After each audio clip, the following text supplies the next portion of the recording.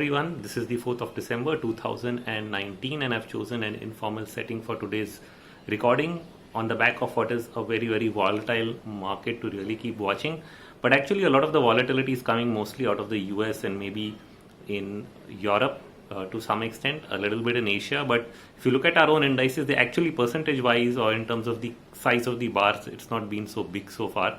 But we are on the edge in terms of near-term supports and risking a sell-off because the breadth has actually been very poor over the last several days.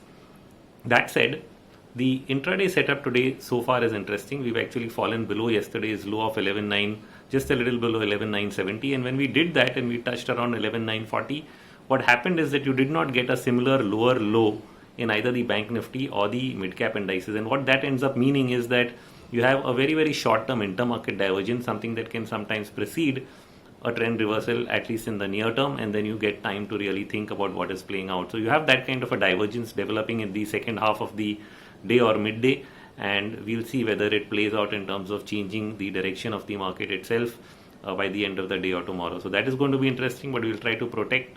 Whether we protect these supports is important. Similarly, even the US market, even though it sold off last night, it bounced back from the lower Bollinger Band or the 40-day average. And while it was doing that, it ended up forming what is known as a hammer candle right at those lows. And so is that a sign of a potential reversal from that level? So we've hit a support. We may stay there for a while, but it's possible that we pick up from there again. So that's going to be something that we need to watch out for because sentiment suddenly turns negative, and this selling has really not come without so when do you really get major market moves? You get it when you're positioned in a certain way, when there's over optimism or over pessimism in the market. And you had a situation where sentiment had reached an extreme because last week on even before the minor dip you had, and then at the recent high, the daily sentiment index hit 90% pulls for the S&P and Nasdaq, and so that means that 90% of traders who were polled were actually bullish on the index, and that led to room for a potential downside. The real question is whether it's just one correction, knee-jerk reaction, or whether it's going to be something larger. And I think that is the bigger thing to figure out, because what was really behind the rally? I mean, if the sell-off is coming on the back of, first you had the tariffs on steel and aluminium, and then you had the US-China trade deal almost going off the cards, although it's not been said so. But when Donald Trump says that it's likely not to, he's not in a hurry to really sign anything, things could be on the table. And these are general announcements he was just making to reporters on being questioned. He even said that China wants a deal done. So, but everybody's reading a lot into it, and that's causing a lot of market gyrations. Now, that's one part of the story. But was the market really at these levels only on the back of trade? And once you answer that question, and you know that a year back when earnings peaked out for the US market, it actually sold off into December around the same time, and it bottomed when the Fed started to cut rates all over again. They backed off on the entire quantitative tightening program. They said we're not going to continue it, except only they'll probably continue it till September of this year at a reduced rate, and then they would completely do away with it, which is what they did. And they started to lower rates right away. Now, not only did they do that, but in September and October of this year, they've reversed to start buying bonds all over again, even though it's not being called QE. So those are the reasons that liquidity has been among the reasons which has been the driving factor.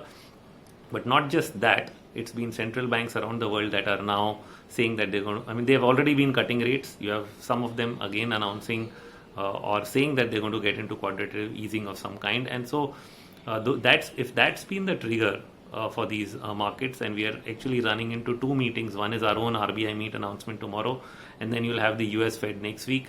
Both of these meetings coming up ahead of all this volatility, and if they're all very clear in terms of what direction they're going to be taking, which means US is going to be cutting rates, it's only a question of pace, because Trump wants rates cut much faster than Powell is probably doing. But they'll still be cutting because the data is still coming out poor, which is either on the industrial or the PMI or the GDP data that is likely to come out this month, likely to be poor again.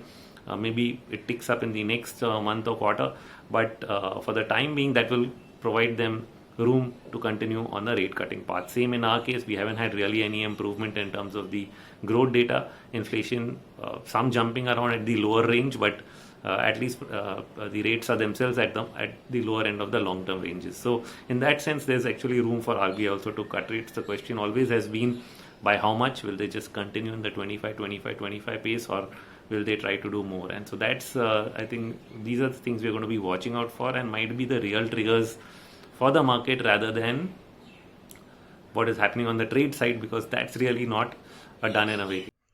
The other thing that Trump has been coming out loudly throughout most of last year that might not come out so clearly is that he's been poking the Fed for weakening the dollar. He's been pointing that they need to cut rates much more aggressively so that the dollar gets weak. And we should know that the dollar has been the central problem. The dollar index did start a downward trend for most of 2017, 2018, which was essentially a good period for emerging markets and commodities, which is typically the case. However, since most of 2018, we actually saw the dollar bounce back, and this was also a volatile period for the markets. However, since the recovery in 2019, we haven't seen the dollar index really go down that much. What we've actually seen it do is we've seen it jump around all over the place, but not really make any meaningful progress. So what ended up happening is that, but it did make higher highs. So it ended up making higher highs all throughout this period, and which is where a lot of this noise has been coming in. Every time there's a rate cut by the Fed, the Trump jumps in and says that this is just not enough. And because of the strength of the dollar, that many currencies appear to be weakening against the DXY. So the DXY ended up forming an ending pattern, which I've published, I think, in the last couple of videos. And this also occurred with extremes in sentiment. So it ended up looking like we finally had our top, which is essentially almost a 60 to 70% retracement of this decline. But if we are done, then we should have resumed a downward trend in terms of the direction. But of course, after this initial first leg down, we've been bouncing back and we've tested the 61% retracement mark. So this is important. And here, this sell-off has essentially started off with Trump again coming out on the same issue. So while he was putting tariffs on steel and aluminum, he ended up again highlighting on Monday that along with the China issue, that he really wanted the Fed to move more on rates and bring down the dollar, because the trade wars were just not unfair on a currency front. So that's been one of his central points. And the impact that we are seeing is actually a falling dollar all the way for the last 3 days. And if that trend continues, then we are into probably the third wave down for the DXY. And that's a very, very important factor, because while we are seeing volatility in financial markets, especially equities, if the weak dollar trend actually continues, it ends up being typically positive, at least for emerging markets, because it eases the currency pressure given the debt levels that exist there. Apart from that, it also ends up being positive for commodity prices. We're actually seeing a jump back post all the news that has come today in both copper and crude oil prices. So this is going to be an important factor to watch, what the dollar ends up doing. Does it break these swing lows and further confirm what I'm saying right now? And in that case, it will be a much larger trend in terms of what the dollar ends up doing.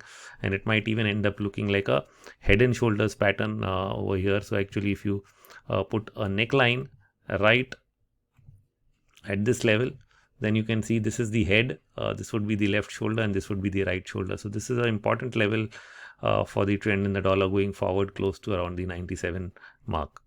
So should we really look at this market move, which has been in a very, very broad range, I think since 2018, as an ending pattern, or are we going to break out on the top side? So this is interesting, because if you take, say, the Nifty 500, you hitting the trend line of the last two highs, you touched it and you actually paused there. And that's where a lot of the bull-bear fight is now happening. Not that a lot of people participated on the bull side at the bottom of the range, but now that you're at the top end of the range, a lot of people who start calling that, yeah, this is going to peak out and roll over. The question is that if you have, so much of action happening at the back end, whether it's from the central bank side or it's the government's really wanting to step in and do something about it, then will markets continue to hold up in anticipation of future events? That is both steps in favor of growth, or a more monetary easing, or would they simply react to the existing data points that have developed because of the weakness that we've already seen in financial markets? At least in our case, I can say that stocks having sold off pretty sharply, the mid and small cap indices have given back a lot of their gains over the last 2 years. and their weekly RSIs were near the low end of the ranges, which means near the oversold 30 territory. So would they really take one more leg down, one more final loss of faith, or would they really break out of the range because we are testing the top end of the ranges there as well? So that's, I think, the issue we are really dealing with, which is more sentimental and really one of judging what the right trend is. The answer itself, I think, will come to you in the next couple of days, because we are at key support levels and not very far off from the breakout points for extending the current move higher. That's all in this update. Thank you.